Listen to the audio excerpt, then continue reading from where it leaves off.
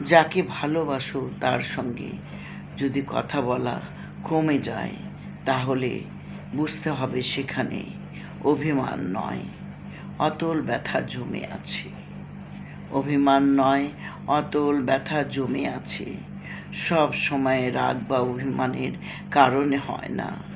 কখনো কখনো মানুষ খুব কষ্ট পেলে চুপ হয়ে যায়। অতিরিক্ত কষ্ট যখন জমে যায়, যখন আর বোঝানোর ভাষা খুঁজে পায় না।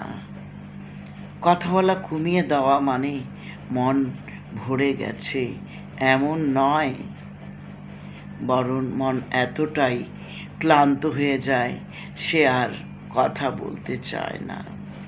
বরং মন এতটাই ক্লান্ত হয়ে যায় সে কথা বলতে চায় না। কোনো কিছুতেই কথা বলতে ভালো লাগে না তার। এটা বুঝে নিতে হয়। কেউ বুঝতে কি চায়? চায় না। আসলে নিজেরটা নিজেই অনুভূতির অনুসরণে চলে যায় সেই। তখন নীরবতাই হয়ে ওঠে সবচেয়ে বড় উত্তর। তখন নীরবতাই হয়ে ওঠে সবচেয়ে বড় উত্তর।